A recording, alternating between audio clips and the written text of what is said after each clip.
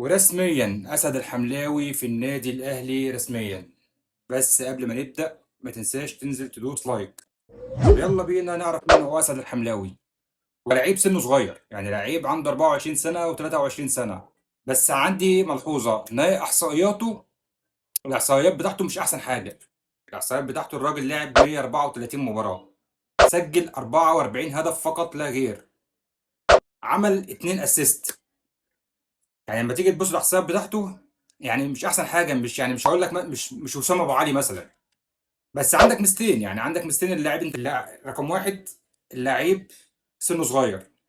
رقم اتنين، اللعيب جايب فلوس قليله. رقم ثلاثة، اللعيب هيتقال عليك ان هو لاعب مصري عادي، مش لاعب محترف. تعال بينا بسرعه كده نتفرج على ملخص ليه. بالنسبه لاسد الحملاوي، انا شايف ان هو رقم واحد ان هو سريع. انا شايف ان هو سريع جدا. رقم اتنين ان هو لياقته كويسه.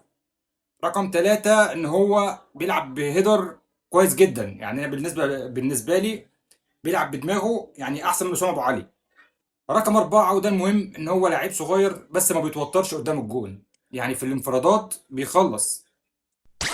انت بعد ما شفنا الملخص وشفنا الاحصائيات، انت بالنسبه لك اسد الحملاوي هينجح في الاهلي ولا لا؟